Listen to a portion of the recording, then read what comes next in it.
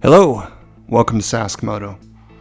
I've often been asked about the G310GS and had many questions about issues with it, the good, the bad, and everything in between. So in this video, I will answer those questions and also answer questions about performance both on-road and off-road, what it costs to service it, and so much more. And I will also answer the ultimate question. And it is, would I buy it again? Stay tuned.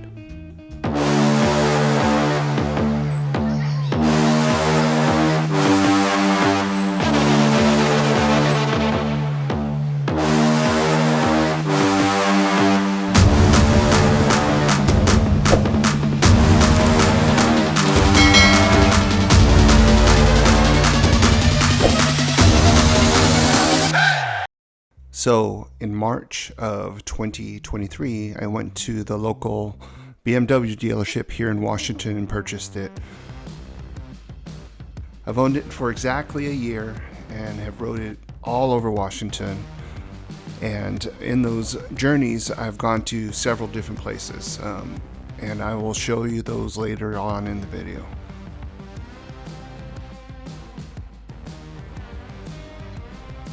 And I've also crashed it, and it keeps on going and going and going.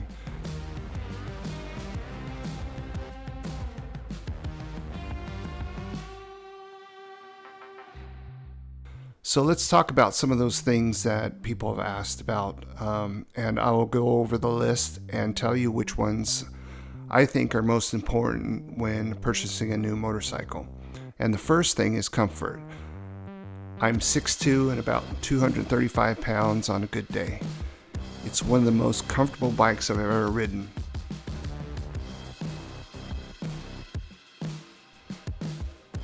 I have enough legroom and the riding position is simply freaking fantastic. You feel like you're sitting above everyone and can see far ahead of you. On my other motorcycle, it's a VFR 800. I tend to lean over in the front of it, and after a while it starts hurting your back. With this motorcycle, you don't have that at all. And you can sit on it for a long time. I've rode it for hours and have not had issues with it. Some people complain about the foot pegs. Well, I wear a size 12 boot, and it's good for me. I'm wondering, do these guys want a platform to stand on or something? So let's talk about performance. On the street, has a top speed of 89 miles per hour, or for you folks outside the United States, 143 kilometers per hour. It has a 6-speed gearbox with a red line of 10,800. It goes 0 to 60 in 3 seconds. Okay, it's not as fast as that or as fast as a Ferrari, but it was never meant to be that. But I will say it's fast enough to safely merge onto the freeway and easily keep up with 70-mile-an-hour traffic with no issues. It has the ability to pass cars when it needs to. It corners like a sport bike, and let me tell you, it is so much fun to ride on the country roads. It's one of the things I enjoy the most on a Sunday afternoon. Now, it has ABS brakes both in the front and the rear. Now, it doesn't necessarily stop on a dime, but it's very safe, stops quick enough, and that is a great thing for people just starting out. And I'll give you an example of that. When you first start out, you tend to want to pull the brake lever really hard, and on street bikes or performance bikes, that could make you flip over really quickly. And that's not something fun to do, and let me tell you, I've done it before. So I have more fun riding it on the street than I do with my bigger motorcycle. It's even fun riding in the rain, and not many motorcycles are fun riding in the rain, let me tell you.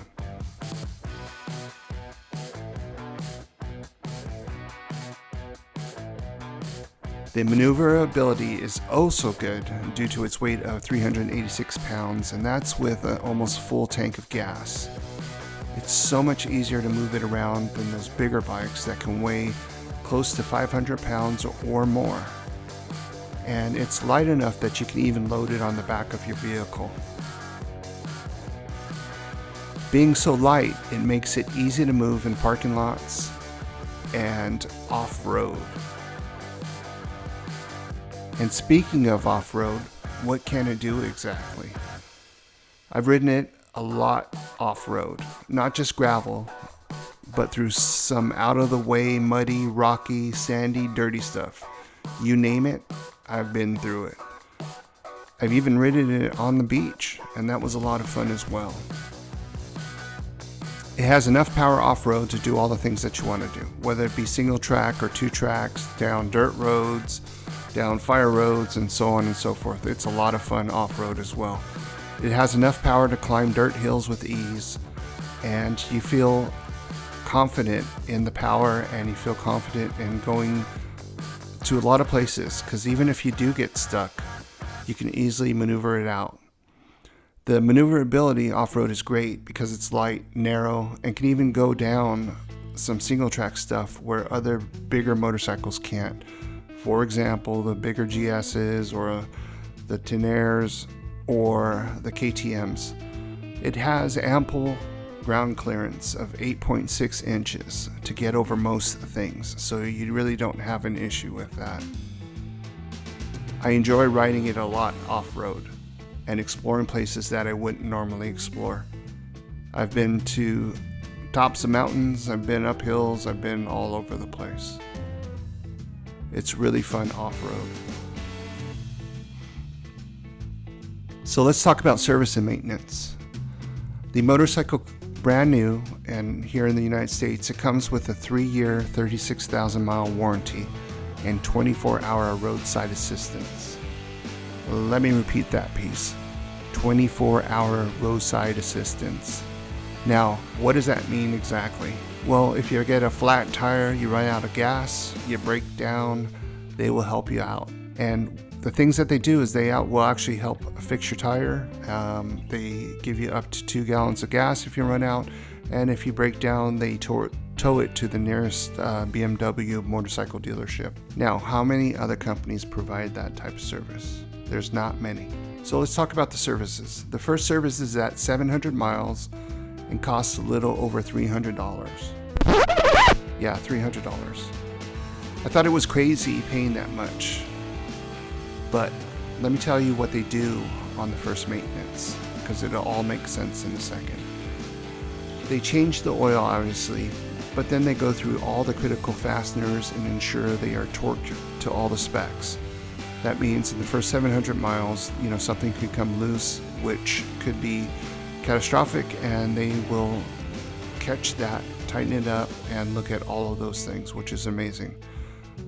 They also adjust all the brakes, the clutch, and as well as the chain, and they ensure everything is working properly. I think that gives a lot of peace of mind, and I was thankful that I took it there. Some people don't want to take it for service at the dealership, but I do recommend it, taking it the first time to the dealership, just to make sure everything's working properly. Appointment takes about 2 hours to 2.5 hours to do. It was well worth it. I even got a motorcycle wash, and one of the things I did want to mention after the first service was there was a noticeable difference in the power. It seemed like it opened up something. I don't know what they did to it, but it seemed like it had a little bit more power, went a little bit quicker. Now, it could just be in my brain, but that's what I felt afterward. So I think paying that $300 was really worth it. The next service is at 6,000 miles, and then every 6,000 miles after that. I've heard of people not taking it to the 6,000 mile service and then just doing the oil changes themselves. And again, I would recommend that if you are familiar with motorcycles, you know everything about motorcycles and what to look for. If not, I would just honestly take it back to the BMW dealership and let them look over everything. So let's talk about issues I've had with it.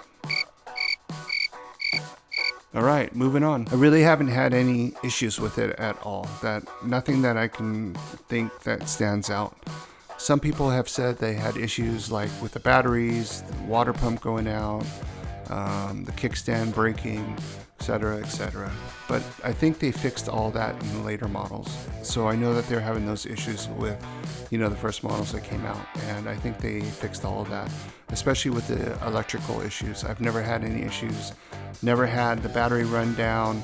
I've put a lot of additional parts on it that will utilize the battery and the electronics. For example, put the GPS on it. I also just put some lights on it, some driving lights, off-road lights, and they are amazing, and I will do a video on that because I want to show you the difference between the normal headlight and these new driving lights. So stay tuned for that. With regards to parts and accessories, there's so many different things that you can do with it. So many parts you can swap out, and they're available at a lot of different places. Most of the people right now, they order the stuff online, get it sent to their house. Whether you live in the United States, or I also have people that live in different parts of the world, whether it be Australia or the UK or any of those places, India. There's parts all over the place, and it's just not parts that you need to replace on it. There's also parts that protect it, with regards to the frame, as well as the oil pan and stuff like that.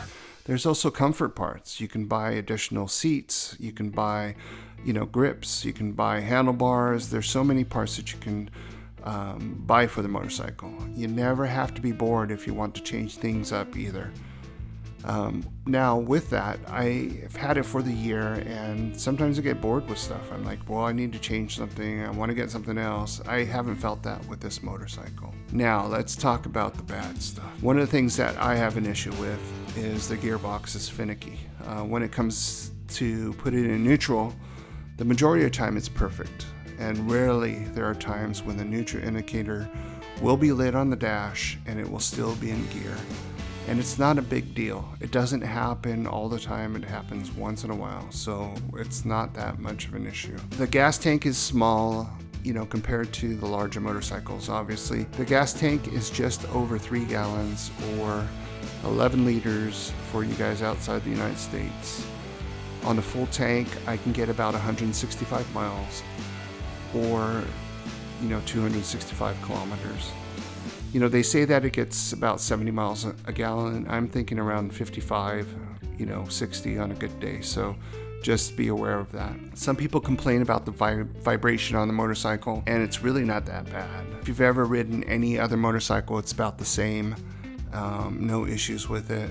There's a lot of complaints about, well, it doesn't have much power. Well, it's a 313cc motor, so, what do you expect? It has, 34 horsepower, which is enough to do a lot of things. But, if you want something that has a lot more power, get a bigger motorcycle. It's as simple as that. The thing is that it's great at what it's meant to do.